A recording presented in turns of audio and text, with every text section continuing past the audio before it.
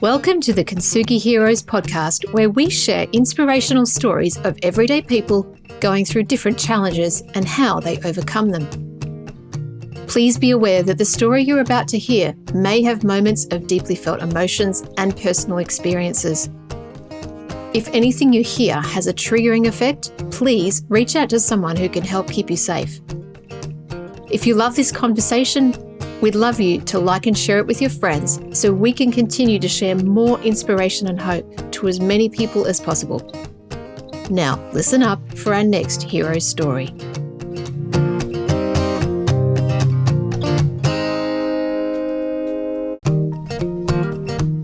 This conversation with Judy Van Nierkerk was just almost out of this world, where there's trauma and then there's trauma. But what makes her story so remarkable is that she didn't come out of it in the typical way. When Judy escaped her imprisonment, really, for the first part of her life, she was able to transcend a lot of the attachment to the emotional triggers and the trauma that everyone else or most people have. And it enabled her to catapult herself into a new life that she could create, and went on to set up and sell multi-million-dollar businesses and also play in the space of understanding human potential and this universal intelligence that she talks about. It's a fascinating conversation of someone who spearheaded a number of things, including opening up the conversation around domestic abuse in Ireland at the time when it happened. For anybody who's fascinated by how we can transcend trauma, this conversation is one to listen to. It's certainly one that left me feeling grateful that I had the opportunity to speak with her, and grateful for her example and her life. It's just another look, another experience, another view of how we can go through these things and how they impact us in different ways. So yeah, enjoy this conversation with Judy.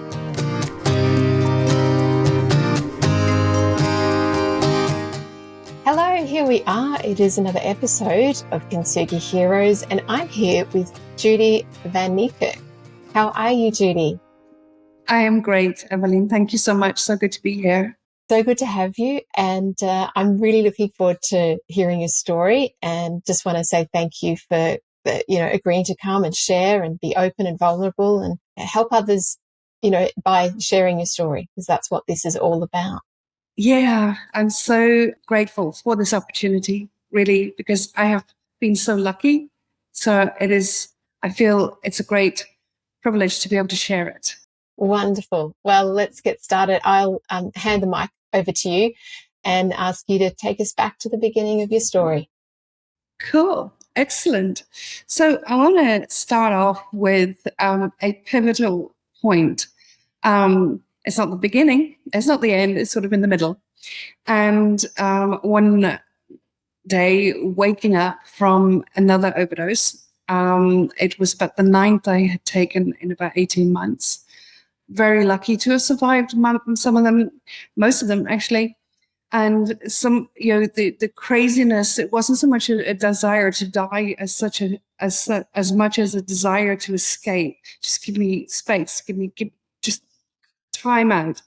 And whilst initially the first few overdoses worked, they gave me time out, and there was a period of calm, but then that period of calm got shorter and shorter and shorter. The refractory period between them got shorter. And to a point where, like, at one point, I remember I was in hospital, and then I came out, and straight away another overdose back into hospital. It was just so crazy. I couldn't understand what was going on, because at that point in time in my life, this is now about 20 odd years ago, in that point in time in my life, I really had everything. I was like an entrepreneur. I had multiple businesses. I could create businesses like eating Smarties. It was crazy. I would make great money. I was a sponsored pilot, competitive paragliding pilot. I was representing South Africa International World Championship swimming and scuba diving and all that. I had everything. But yeah, I was in hell, and I couldn't understand what was going on. And it wasn't until I woke up from that last overdose, and I'll never forget it. It was a summer morning. I woke up, and all of a sudden it was like a light bulb went on, and all of a sudden I could see color. And it was the thought, I'd rather have the whole world against me than my own soul, that made everything come right again.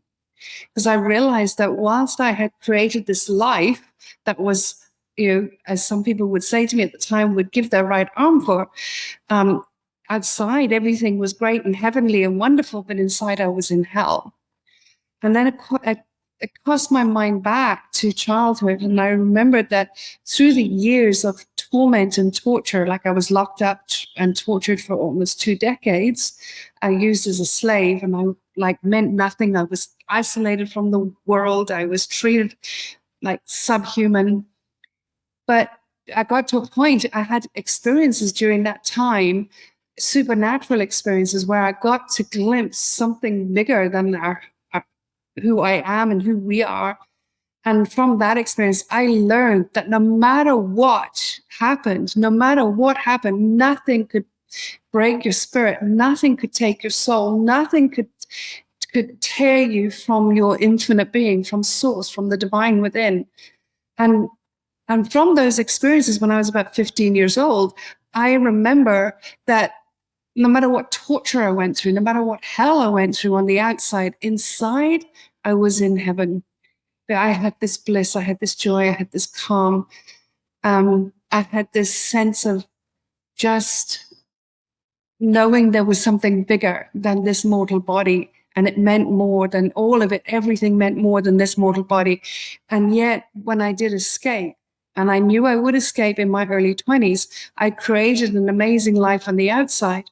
I was so connected to source, and I will talk a bit more about that supernatural experience in a moment, but I was so connected to my divine. I was guided by the wisdom of my higher self, by the divine within. I created the unpredictable. I lived in the field of potentiality. I literally created what appeared to be miracles after miracles. After escaping, I managed to get a job within a week, earning almost 6 figures, and I managed to hold it down. I managed to create businesses and, learn sport. I managed to create the most crazy, crazy things. And one of the things I realized is I couldn't, even though I was creating these amazing things, there was still something missing. And that was I couldn't relate overly to people, because things like I can't, I don't know, I'm not sure. Anything that was uncertain wasn't in my vocabulary, because I had certainty, which is what our infinite being, which is our higher self, always has, certainty. So I got to a point where I thought, well, I just want to be normal. So I decided I'm going to be normal. I'm going to fit in, and I'm going to have lots of friends, and I'm going to go to parties, and I'm going to be normal. And I'll never forget that moment when I made that decision. I had everything, but I had this, what I perceived to be missing was I wasn't normal. I didn't fit in. I couldn't relate overly to people, because they thought I was weird, that I'd have an idea one day and then go and do it the next. And people think, you can't do that. Well, I just did. It's this crazy thing. And that is when I lost my connection to source, to my divine. And that took about 18 months of sheer hell, when I gave away my power in order to fit in, and I started looking outside of myself for value, for worth, for fitting in, for belonging, and all those things. And it was hell on earth for me. That was just crazy. That was agony. That was terrifying.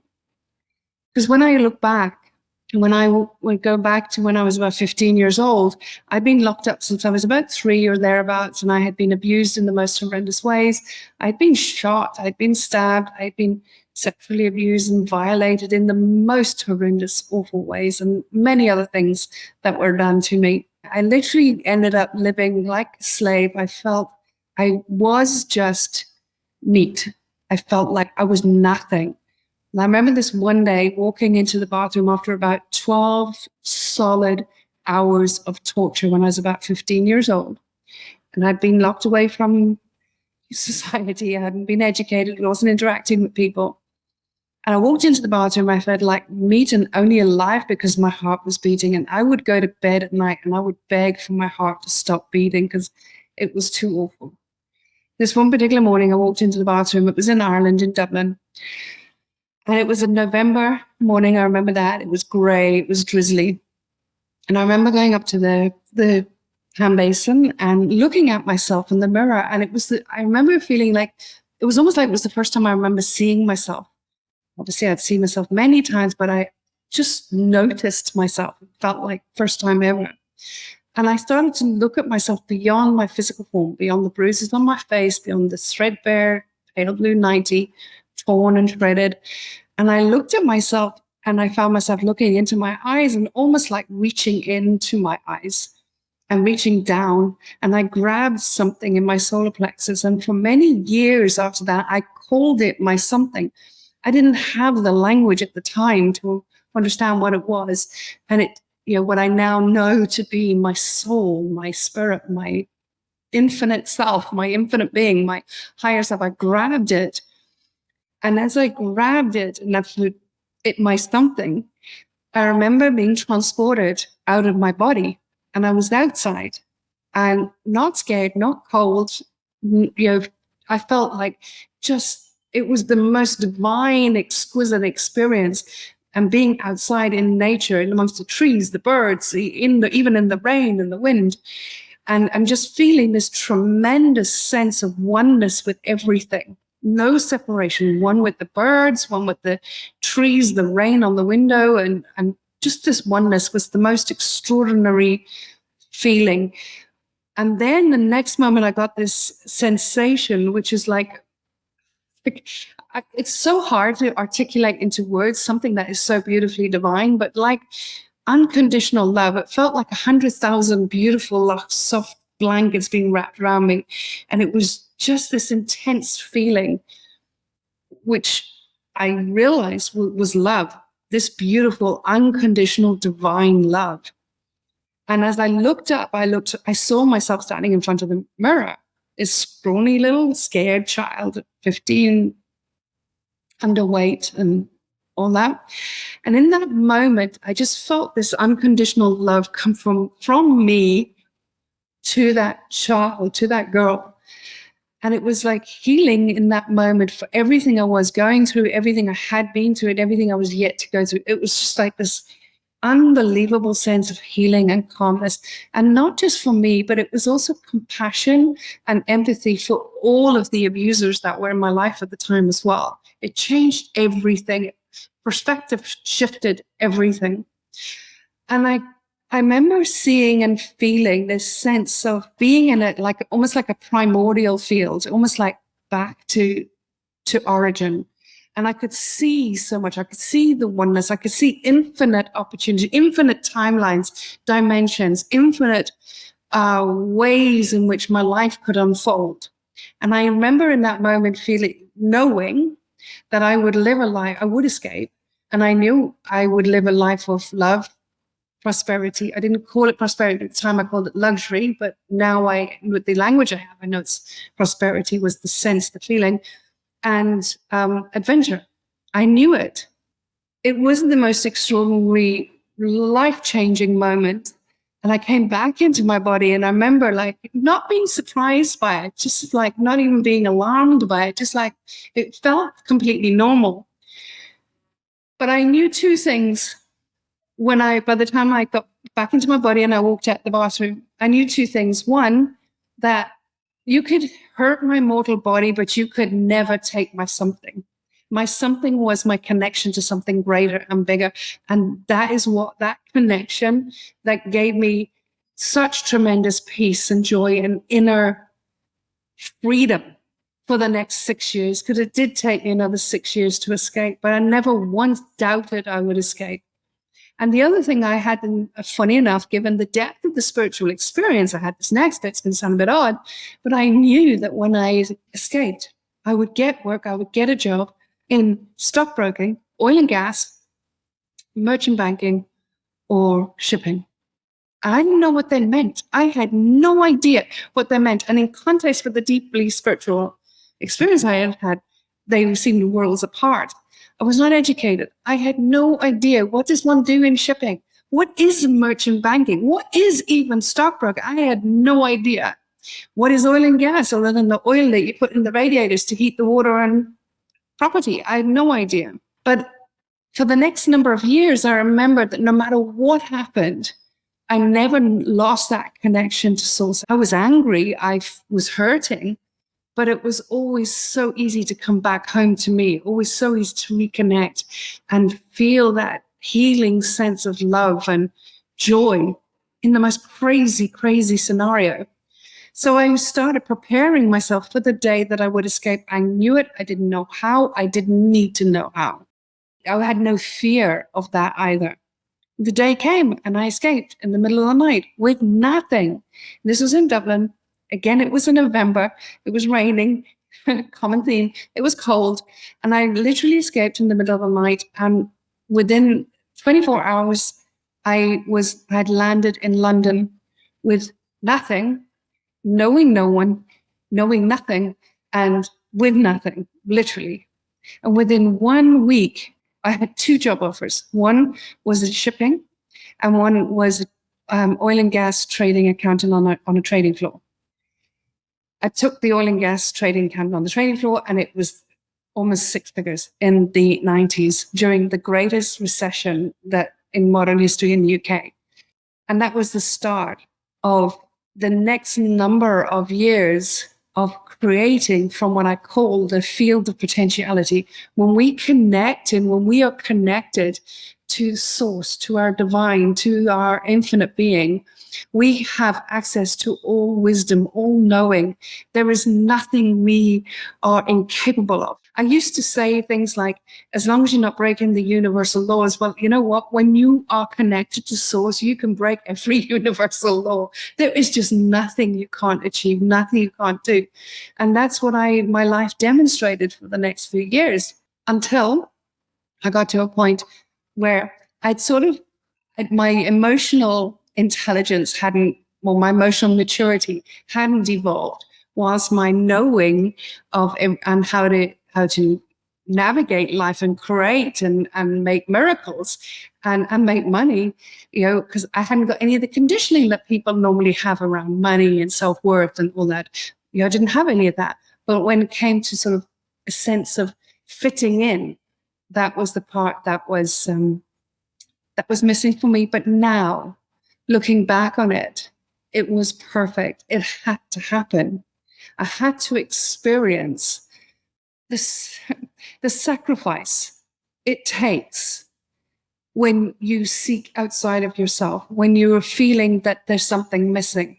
I had to experience that in order to fully and totally appreciate that I'd rather have the whole world against me than my own soul. That no matter what, I have to be so devoted, so committed to my infinite being, to the divine within me, that no matter what is going on in my environment, I never lose touch with that, because only that is what matters. And only there do you start to experience the fullest expression of who you are, and where we get to create everything that we are here to create. So now, looking back at it, I got to experience, albeit rather in 18 months and really tragic circumstances, and I could have died. I didn't. It wasn't my time. But I got to experience what so many people are living with. That's so many people. That is their reality, that their state of being is determined by what is going on outside of them. That's hell on earth. And the truth of the matter is, we have the keys to heaven on earth. And the keys belong with our connection to ourselves, to our divine within. And it's led me to living life based on 3 principles. One is, we are divine. We are one with everything. We are of this world. We are of this universe.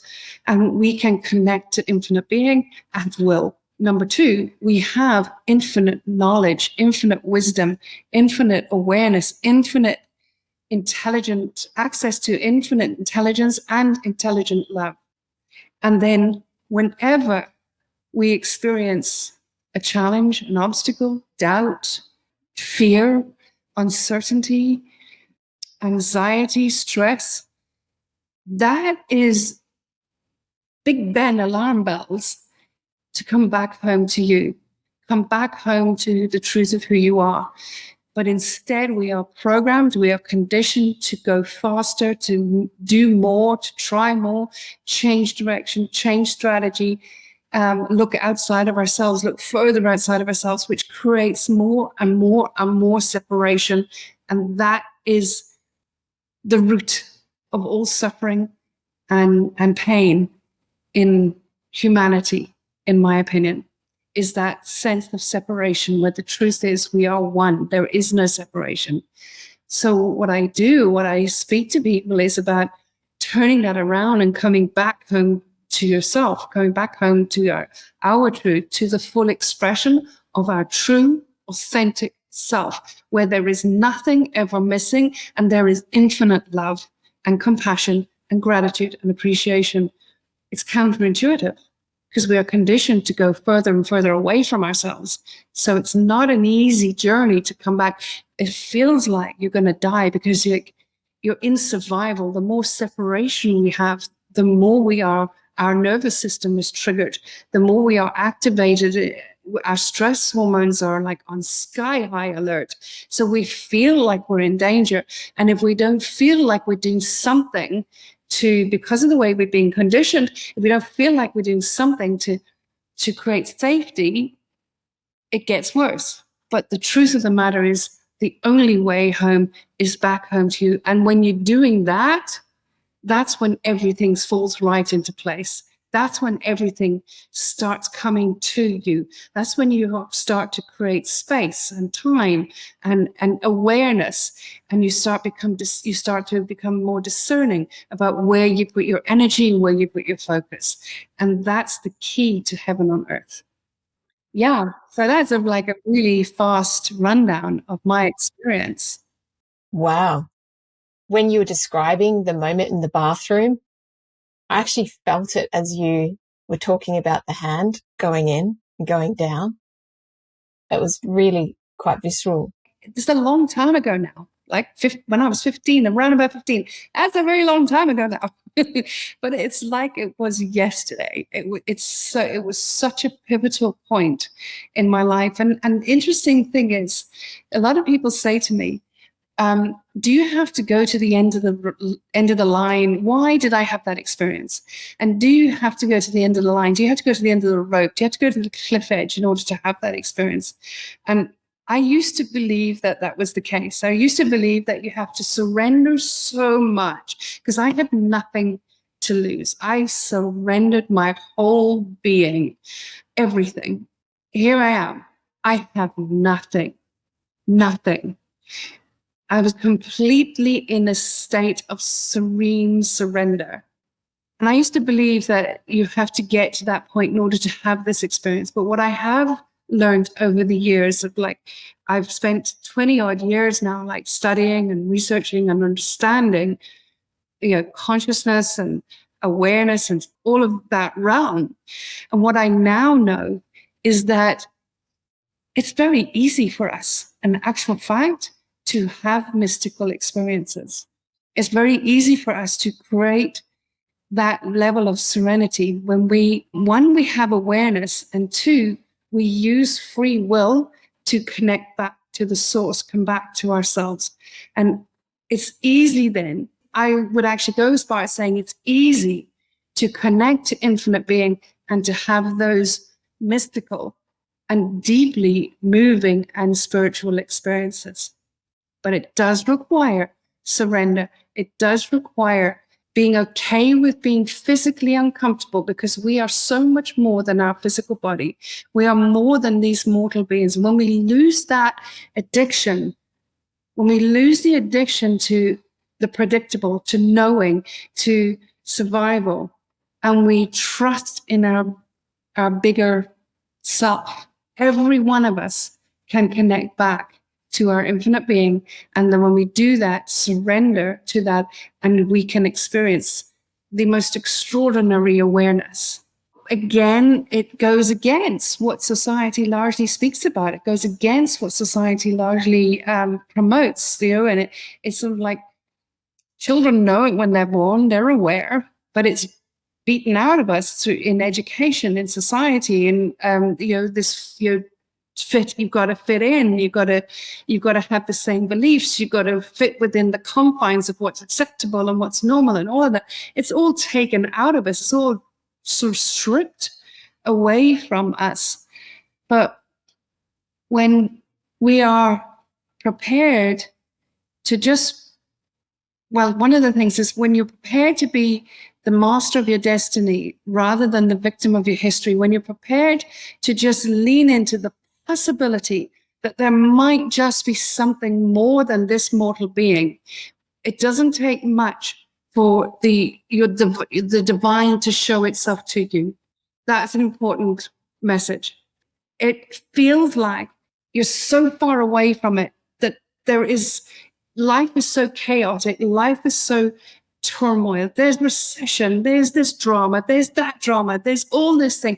It feels like it's so far away, but when you use your free will and make the decision to come back home to you, to come back to connect with the source of who you are, you don't need to try too hard before the divine makes itself known.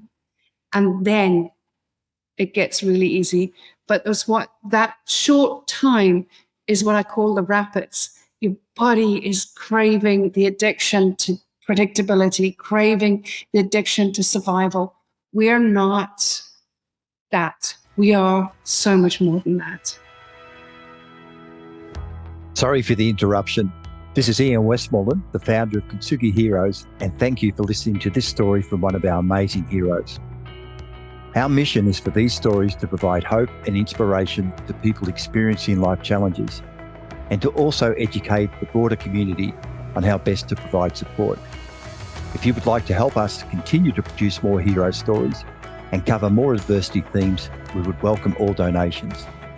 These can be made via our website, kintsugiheroes.com.au. The donate function is at the bottom of the homepage. We'd also welcome any feedback. You can email me direct using ian@kintsugiheroes.com.au. Now let's get back to the story.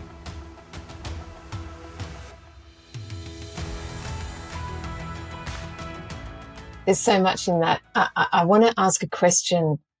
When you went through that period of 18 months and you had your overdoses, so during that period of 18 months, had you forgotten your connection to your something? Totally, completely. Because what happened was, and it was a slow distancing, because I had so much, and I was very social because I was in various different sports teams, I was traveling, and I had my own businesses and all that. But I got to a point where I was really curious about why I don't fit in. Why don't I think like everyone else? And I thought there was something wrong with me. I thought that, well, everyone thinks like that. Everyone thinks the same. So there must be something I'm missing. So it was almost like a conscious thing, not conscious in terms of losing connection to my something. Conscious is I'm going to do everything I can to fit in. So whatever that takes. So I took on limiting beliefs and perceptions. I took ownership of the codependent addictions that we have in life and in this environment or society that we live in. And it wasn't until I woke up from that last overdose that I realized what I had done. I had sacrificed my something for this. Never again. Never again. I would rather have the whole world against me than my own soul. At the time, I was in my 20s, and my life had just, I'd spent over 20 years locked up. So, and in a very few short years, my life changed. I had so much freedom. I had so much money. I had so much, created so much, achieved so much. My emotional intelligence hadn't caught up. So there was a lot of naivety. But again, as I said a few minutes ago, I'm deeply grateful for that experience because I know what it's like to choose disconnection, and I would never do it again. And here's the irony of it. Sure, I felt that I didn't fit in, but now, no matter what, I choose my soul, I choose my sovereignty. But the strange thing is when you can say, And when you mean it with every fiber in your body, that I would rather have the whole world against me than my own soul, that's a declaration. That's a sacred declaration. It's a sacred declaration like the I am that I am it all and nothing is missing. It is a sacred declaration because you are declaring to your source, to the divine within, that is everything. And there is no sacrifice anywhere on the world, in the planet, in the universe, worth giving that up for anything outside of me or anyone. And the irony in that is the whole world is not against you. That's the irony in it. Even though that's a declaration and you mean it from every fiber of your being, both mortal and not, the whole world is not against you because you become such an inspiration. You become such your leader. You flying with the eagles and you inspire other eagles to fly with you. You inspire other chicks to fly with you. And those that don't, it's not their time yet. It doesn't matter. I didn't have the emotional maturity at the time to understand that. But again, it taught me so much nonetheless. Yeah, so powerful, and I couldn't agree more. I'm wondering about your healing. You obviously had the first couple of decades of your life locked up. You came out without any limiting beliefs. So it sounded like you came out with freedom, no limiting beliefs. Was there a period of healing, though? Did you have to heal from the trauma? That's an awesome question. No, not at all. And there's two things I want to say about that. One is that it's a funny story, when I did escape in the middle of the night and I ended up in London, and within 1 week I had 2 job offers and I took this one job. After 10 months, I was fired. Not because I couldn't do the work. I could do the work. In fact, I was doing daily trade reports to the chairman of the corporation in the US in New York. I would have to have 1 o'clock my time, 9 a.m. New York time. I'd have to have a report on the day's dealings, the past 24 hours dealings. So I was directly dealing with the chairman. It wasn't that I couldn't do the work, but it was that I didn't play nicely in the sandpit in terms of corporate. I didn't know how to play the political games. If I felt something, I said it. I didn't know how to do the weaving and the wheeling and all that. I just didn't. So when I was fired, I was paid to leave quietly. And there was a collective sigh of relief when I walked out the door. I know that. But I walked out with a bunch of money and I think, well, that's interesting. Okay. At no point did I say, oh, it was me, I'm not good enough. Oh my gosh, what am I going to do now? Oh my gosh, I'm broke. Oh my God. No point whatsoever did anything like that cross my mind. Just, okay, what now? Get another job. Within a couple of weeks, I had another job doing something very similar. Another company in London. 10 months later, I was fired. For the same reason, there was a collective sigh of relief when I walked out the door. And not one moment did I say, oh my God, what am I going to do? What am I not good enough? And all this. No, none of that went through my mind. None. Which was, okay, that's interesting. What next? And it happened again. It happened, I think, about 5 times. I was beginning to make a career out of it. And then by this time, I was living in South Africa. And I'll never forget the last time I walked out of a corporate.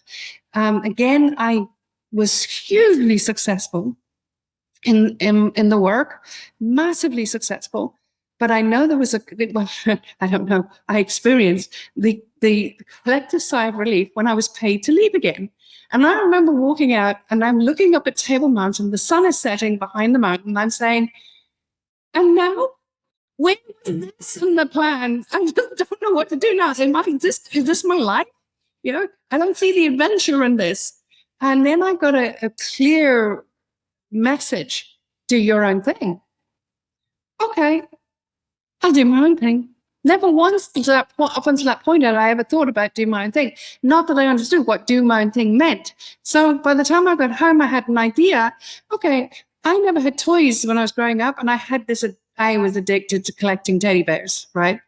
Naive, I know, but I was addicted to collecting teddy bears. And I thought, well, I'm going to do something with soft toys. So I created a company called Dial a Teddy. Nothing had ever existed. This was way before internet, way before online banking and all that. And I hand drew posters and all this. And it was a raving success. That was my first business. And from there on, I went, creating one pioneering business after another. So I never did have the experience of self-doubt until I separated from myself when I like gave up my power. So I carry the energy of that oneness, of that infiniteness, of that knowing that I am one with it all and there's nothing I can't do. And I had prepared myself because I had taught myself, for example, in the 6 years between that experience and escaping, I had taught myself about economics. I had taught myself about, I fervently studied economics. This is long before YouTube. All right. I asked for books and stuff like that, and I got them. I taught myself to paint. I taught myself to play violin. I taught myself to do all things with no teaching or training at all. But I had taught myself all of this, and I carried that out into my life when I was freed, when I escaped. When I was going through the 18 months of taking the overdoses, of course, I was institutionalized many times and therapy after therapy after therapy. And all the therapists kept saying, wanting me to go back and talk about the heat, talk about my history and talk about the experience and try and heal me from that. And I kept saying, I don't need healing. That's not my problem. And that is your problem. You're in denial. No, I'm not. Anyway, it's just one thing. It just would never work. I knew it was nothing to do with that experience. That was done. That was healed. That supernatural experience I had, that transcendent, that out of body, if you want to say it, that experience, that was healed.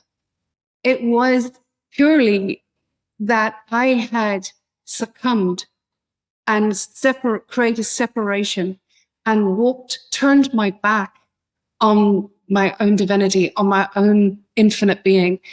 That's what created the hell. And it wasn't until I had woke up from the last overdose. And after that, I was back to my true self. And and that's what started me on a journey to explore more. And I was called to connect with a therapist who was the most magnificent woman. She was a professor at University of Cape Town. She was a psychologist, and I connected with her. I remember walking in, I don't know why.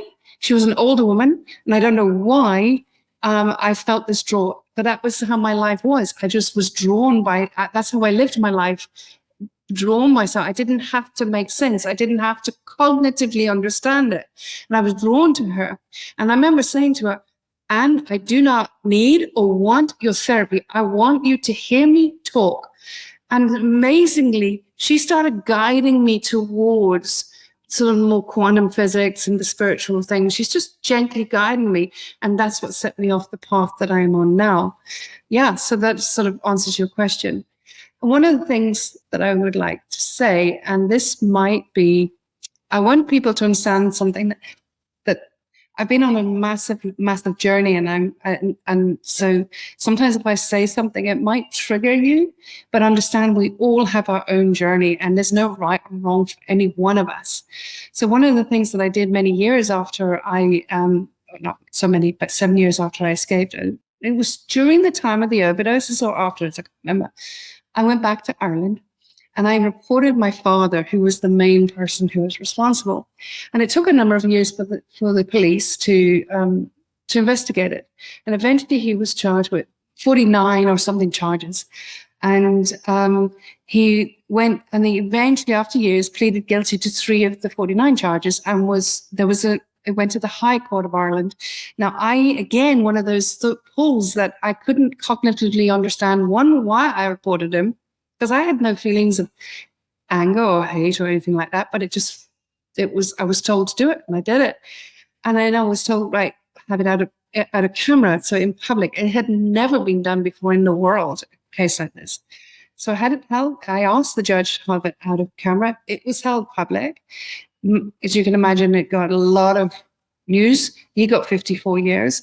And the incidence of abuse or incest and rape and slavery, when reporting of it went up like 75% in the country, in Ireland at the time. A few years later, he's now gone to prison. I'm now married with my boyfriend partner at the time was with me in the court. We married, and 23 years later, we're still madly in love and then honeymoon. But a few years later, I get a phone call. We're now living in South Africa again. And the police phoned me to say my father had been transferred to hospice. He was dying. And again, I knew exactly what I needed to do. I hung up the phone, turned to Tiny, my husband, and I said, right, that's it. We've got to go to Ireland. We flew back to Ireland. I needed to see him. It made no sense. I couldn't understand. I couldn't explain it. I just knew it was something I needed to do. So the plan was, when I got to Ireland, my husband and I would go in to see my father. And when we got there, my father said, no, he's not prepared to see me with Tiny.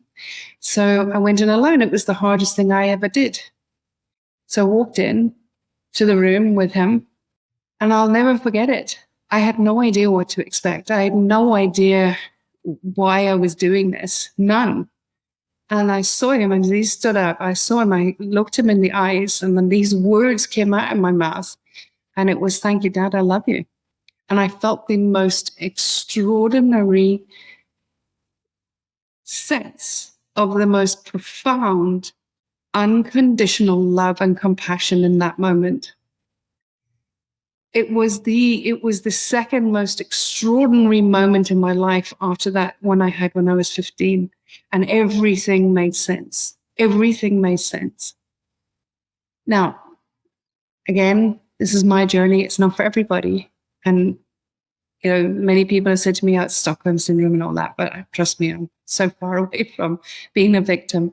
But it was not human to human. It was my soul speaking to his soul. Now, it didn't land to him. It landed to him in a mortal way. But that's okay. It did not matter, because my soul spoke to his soul.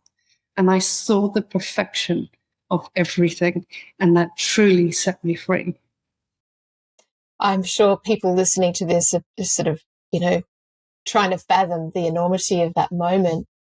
And most maybe can't understand, because, you know, the mind, you know, it holds so much judgment, pain. You know, we hold on to these memories and all of that. But what you've said is it was a soul to soul connection. It wasn't about the mortal at all. You know, it's not something that the human.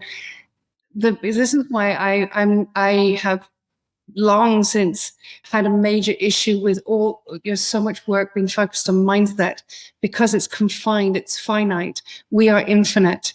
The only work is connecting with the infinite being, and everything comes right with that. Everything makes sense. Everything. It's not about having a point of view. It's not about having, it's not even about having beliefs. It's about being all of who you truly authentically are. That level of devotion to be and live from the infinite being, so the human being can experience it all. With all of the mindset and all of the sort of self-development work, it sort of goes back to front. It sort of tries to fix the corrupted ego-corrupted human with all the perceptions and conditioning and all the stuff that we're dealing with, which we're not meant to be dealing with it. We're meant to be the full expression of our soul, to experience with our human being. See, that it's the other way around. And that's a whole another hour's conversation. And I'm sure some people will be going, what does that mean? Okay. It's planting that seed of something. Wow. What a journey that you've been on. And you've obviously been living from that space of your infinite soul ever since you escaped, or bar the 18 months of overdoses and disconnecting. Thank you for sharing your story. I have to say, when we listen to story, we want to connect and understand, and we place ourselves in those situations. And sometimes the stories are so horrific that we don't want to. The human has compassion, and there's often filters and preconceived ideas. Sometimes there's judgments. Oh, that's how I would have responded in that moment, or this is what I think, or, you know, and it comes from the mind. And, you know, like you said before, we go into fight or flight, and there's all these things that the human carries out as a response. And I just want to say, what's been so delightful about talking with you today is the energy with which you carry yourself. And like you said, you're not a victim. Never. There's no victimhood. And I think that it's a complete shift. It's tough for some people to understand because we want to attach in our minds to a cause and effect relationship. And we want to place a reason for something, or blame, or vindication, or, what a beautiful example that you've given. A new path for people to heal through their own soul. Because from your lived experience, by tapping into that, you're something, your infinite being, the whole trauma or the healing has completely transformed, or the need for that has transformed. That was beautiful. That is exactly it. It's from that place. Everything is resolved. Everything is perfect. Why waste time on this beautiful, glorious planet that we have the deepest privilege to live with any of the noise, any of the trauma, any of the pain, any of the suffering? Forget all that. Connect with infinite being and experience it all. That's the magic. That's it. Oh, wow. I ask every guest this question, and you probably answered it anyway, but I'm still going to ask you the question. And that is, if there are people listening to the story now who can resonate, and it could be with the traumatic part of the journey, or it could be with any other parts of the journey that you've had, that you've shared, what would you like to say to them right now? Just one thing. Just what I have learned is that, when people say to me, oh, you've got quite a story. And I say, yeah, my story is not what happened to me. My story is a story of love. And that is my focus, is finding love in everything. There is nothing more freeing, nothing more expansive and rewarding and glorious and beautiful than to find the love in anything. So right down to, if I can't say I'd love to do something, I won't do it. So it's finding the love in everything, even if it's for a fleeting moment. And the more of those fleeting moments you create during your day, the more your day becomes more love. And your perception, your perspective, and your awareness changes. And then all of a sudden you start connecting just a little bit more each day to the truth of who you are, rather than responding to whatever is going on in your environment, or whatever the thoughts are that have kept you trapped in a loop for so long. Just find the love. If it's feeling the sun on your skin, if it's feeling the wind on your face, if it's just looking at the buds on the trees, if it's just listening to the birds sing, whatever it is, just the smallest little thing, just build a bank balance of those moments until they become more and more dominant in your day. It helps a lot. Wow, Judy, that's such a gift. Really, really, really beautiful. Thank you so much. Thank you for this opportunity. Oh, you're welcome. It's been a joy. I'm really grateful for you. Thank you.